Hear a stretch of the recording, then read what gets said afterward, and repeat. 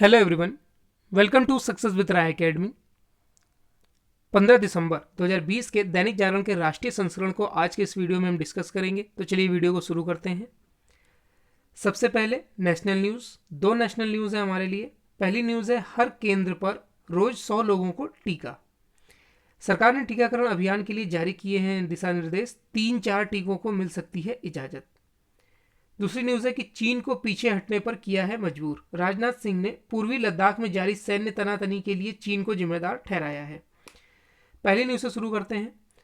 देश में corona vaccine कार्यक्रम की तैयारी सरकार ने तेज कर दी है। देश में भी कम से कम 8 टीकों पर काम चल रहा है।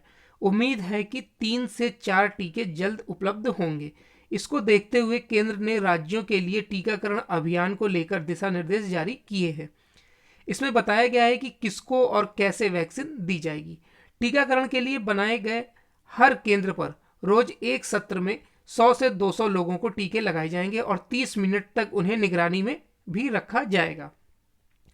सबसे पहले प्राथमिकता के आधार पर 30 करोड़ लोगों को टीके लगाने की तैयारी है। इसमें कोरोना मरीज के इलाज और देखभाल में जुटे डॉक्टर, नर्स, पुलिसकर्मी, सफाई कर्मी और अन्य फ्रंट लाइन वर्कर्स, 50 साल से अधिक उम्र के लोग शामिल हैं।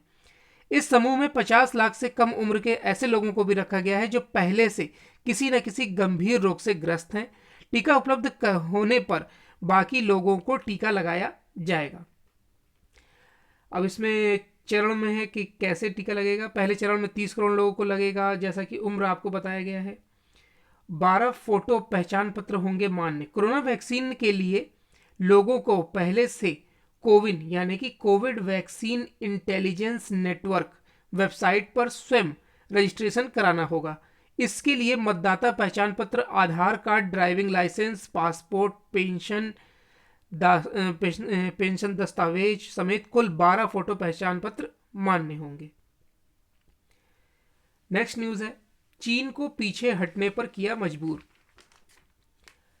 पूर्वी लद्दाख में एलएसी पर लंबे समय से जारी सैन्य तनातनी के लिए रक्षा मंत्री राजनाथ सिंह ने चीन की आक्रामकता को जिम्मेदार ठहराते हुए साफ कहा है कि भारतीय सैनिकों को के पराक्रम और साहस से चीन सेना को पीछे हटने पर विवश कर दिया है।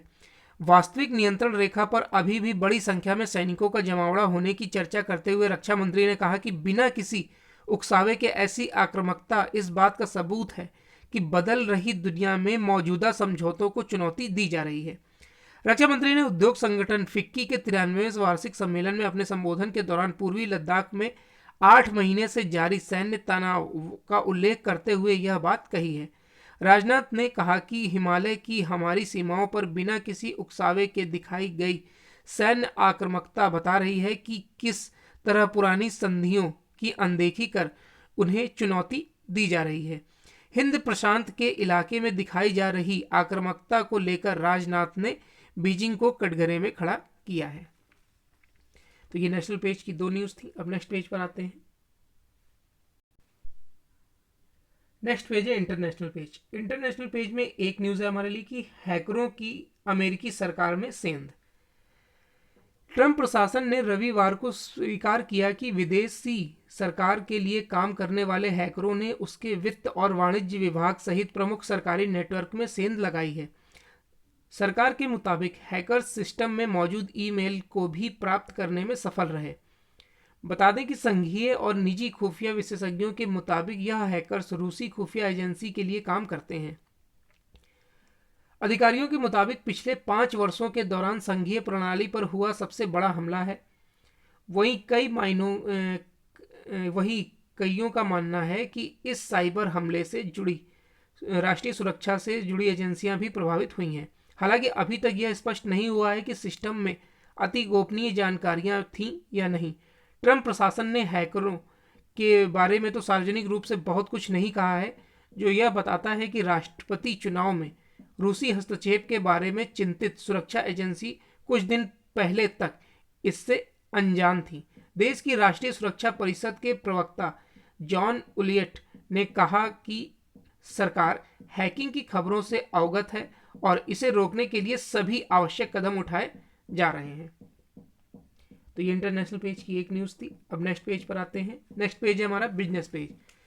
बिजनेस पेज में 2 न्यूज़ हैं। पहली न्यूज़ है, राज्यों को मिली 42,000 करोड़ रुपए की जीएसटी क्षतिपूर्ति।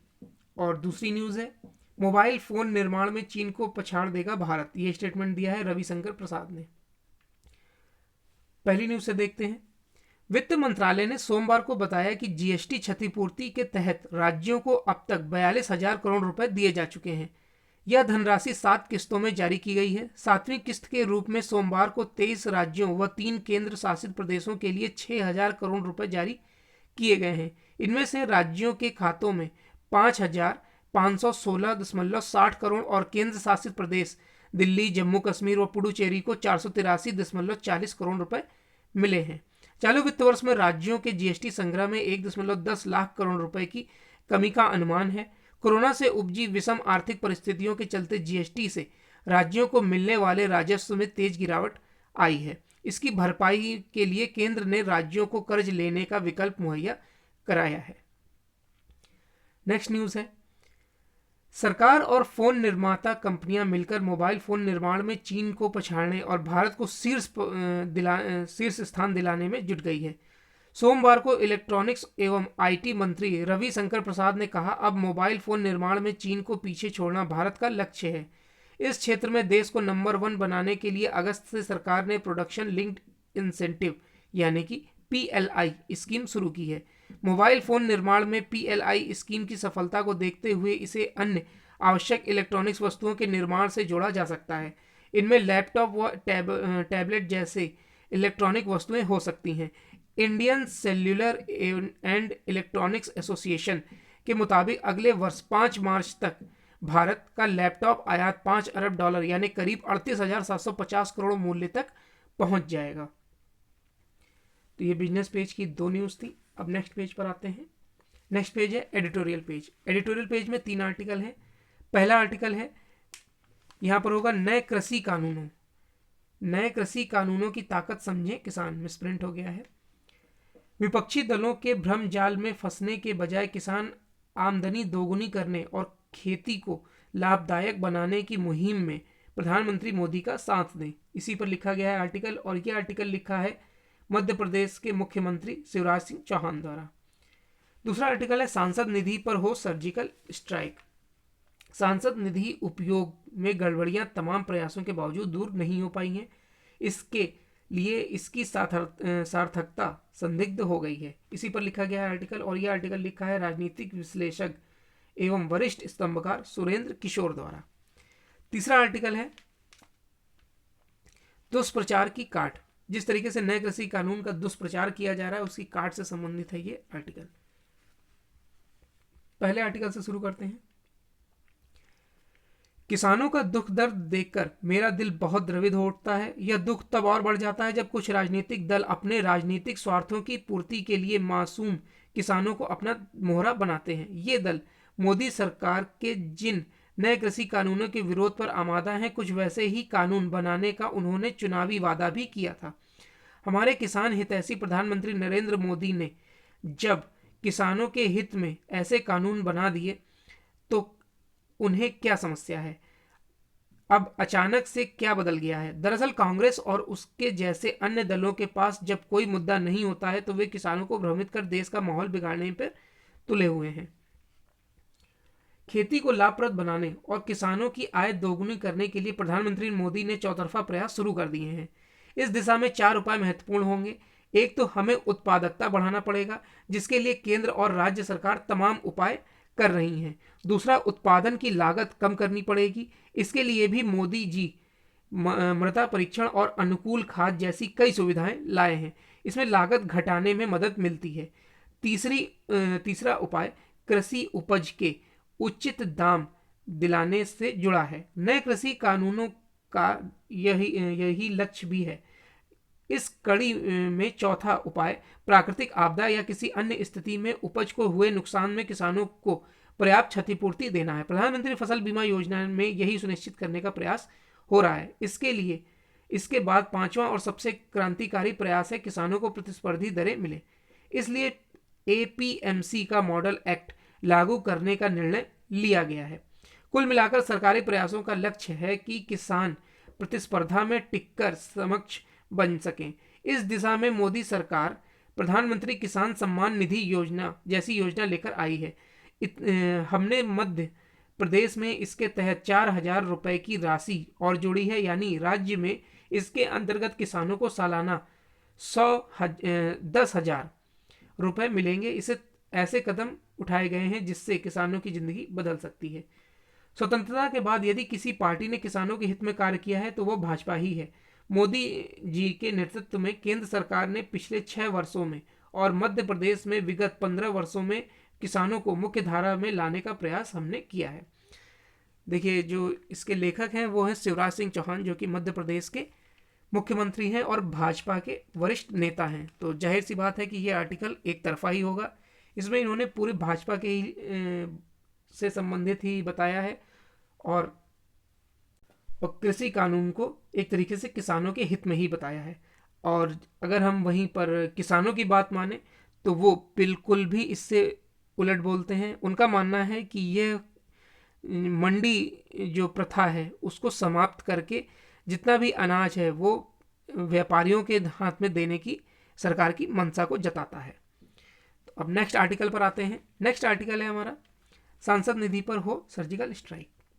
केंद्र सरकार ने कोविड-19 महामारी को ध्यान में रखते हुए सांसद क्षेत्र विकास निधि के तहत होने वाले कार्यों को 2 साल के लिए बंद कर दिया है, परंतु आने वाले समय में उसको इस मामले में कोई दो टूक निर्णय करना पड़ेगा, यानी इसे दोबारा शुरू किया जाएगा या हमेशा के लिए बंद कर दिया जाए। कई विवेकशील सांसदों, नेताओं तथा संस्थानों ने इसे हमेशा के लिए बंद करने के पक्ष में समय समय पर अपनी राय दी है। याद रहे कि इस निधि के उपयोग में गड़बड़ियां लाख कोशिशों के बावजूद दूर नहीं हो पा रही हैं। इसके कारण राजनीतिक राजनेता और सरकारी अधिकारियों की साख दिन प्रतिदिन घटती जा रही है। इसका दुष्परिणाम सरकार के अन्य कामों पर भी पड़ रहा है। अपवादों को छोड़कर इससे अनाप शनाप दामों पर चीजें खरीदी जा रही हैं। अदालतें, कैग, केंद्रीय सूचना आयोग और पूर्ववर्ती योजना आयोग समय समय पर सांसद निधि के दुरुपयोग के खिलाफ टिप्पणियां कर चुके हैं। वीरप्पा मोइली की अध्यक्षता वाले द्वितीय प्रशासनिक सुधार आयोग ने तो 2007 में ही इसकी समाप्ति की सिफारिश कर दी थी। तब उसने कहा था कि सुशासन के लिए यह जरूरी है कि सांसद निधि को पूरी तरह से बंद कर दिया जाए। अब जरा इस निधि के इस्तेमाल को लेकर आए दिन मिल रही शिकायतों के बारे में विचार करें। इस निधि को लेकर केंद्र सरकार ने एक नोडल एजेंसी बना रखी है। इसका काम राज्य एवं जिला स्तर पर समन्वय बनाए रखना है। जांच से यह पता चला है कि आमतौर पर कोई समन्वय नहीं हो पाता है। अपवादों की बात और है। सांसद निधि के खर्चे की जब कैग ने जांच की तो उसमें 90% योजनाओं के कार्यों में अनियमितता नजर आई। तत्कालीन योजना आयोग ने 2001 में ही कह दिया था कि इस निधि के खर्चे की निगरानी का काम बहुत कमजोर है। इन छिटपुट मामलों को छोड़ भी दें तो सांसद विधायक निधि को लेकर जो आम चर्चाएं होती रहती हैं वे स्वच्छ प्रशासन के लिए बहुत चिंता पैदा करती हैं। ऐसे में सवाल है कि जिस निधि में भ्रष्टाचार की आम चर्चा होती है उसे रोकने के लिए जनप्रतिनिधि सामूहिक रूप से आवाज क्यों नहीं उठाते हैं। विडंबना यही है कि कुछ बड़े नेता जब विपक्ष में रहते हैं तब तो वे इस निधि के खिलाफ झूठ बोलते हैं, किंतु सत्ता में आने पर उनका रुख ही अलग हो जाता है। पूर्व प्रधानमंत्री मनमोहन सिंह इससे सबसे बड़े उदाहरण हैं। बहरहाल अहम फैसला नरेंद्र मोदी को तब करना होगा जब निधि स्थगन के 2 साल की अवधि पूरी हो जाएगी। हालांकि एक बात तो तय है कि सांसद निधि की राशि नहीं बढ़ेगी, परंतु शासन में शुचिता लाने के लिए इसको पूरी तरह समाप्त करने का काम होगा या नहीं, तब तक यह यक्ष प्रश्न कायम रहेगा। वैसे देश के तमाम विवेकशील लोगों की यह राय है कि नरेंद्र मोदी भ्रष्टाचार की पर्याय बनी सांसद निधि पर जरूर सर्जिकल स्ट्राइक करेंगे। इससे सांसद में शुचिता लाने के मोदी के प्रयास को भारी बल मिल जाएगा, साथ ही सरकारी खजाने को भी राहत मिलेगी। नेक्स्ट है दुष्प्रचार की काट। नए कृषि कानूनों का विरोध कर रहे किसान संगठन अपनी हठ धर्मिता का परित्याग करें। इसके लिए यह भी आवश्यक ही नहीं बल्कि अनिवार्य है कि किसानों के वे संगठन सामने आए जो इन कानूनों में कोई खामी देखने के बजाय उन्हें अपने हित में मान रहे हैं। यह ठीक है कि गत दिवस कुछ राज्यों के किसान संगठनों ने कृषि मंत्री से मुलाकात कर नए कृषि कानूनों के प्रति अपना समर्थन व्यक्त किया है, लेकिन अच्छा यह होगा कि ऐसे और किसान संगठन सामने आए, वे न केवल नए कृषि कानूनों का समर्थन करें बल्कि इन कानूनों को रद्द करने की बेजा मांग के विरोध में भी अपनी आवाज बुलंद करें। ऐसे किसान संगठनों को सक्रिय करने का काम भाजपा को करना चाहिए। हालांकि भाजपा की ओर से यह घोषणा की गई है कि नए कृषि कानून के फायदे बताने के लिए उनकी ओर से 700 सभाएं और करीब 100 प्रेस कॉन्फ्रेंस की जाएंगी, लेकिन उचित यह होगा कि इस तरह का आयोजन तभी शुरू हो जाता जब पंजाब के किसान संगठन के दिल्ली कूच करने की तैयारी कर रहे थे।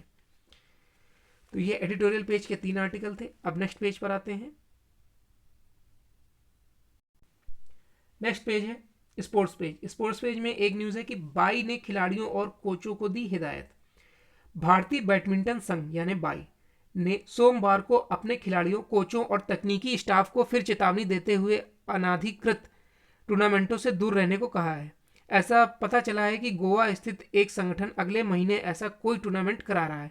बाई के अनुसार गोवा स्थित भारतीय युवा और खेल विकास संघ अगले महीने मड़गांव में तीसरे राष्ट्रीय फेडरेशन कप का आयोजन कर रहा है। आयोजकों का दावा है कि आगामी अंतर्राष्ट्रीय चैंपियनशिप के लिए चयन ट्रायल होगा।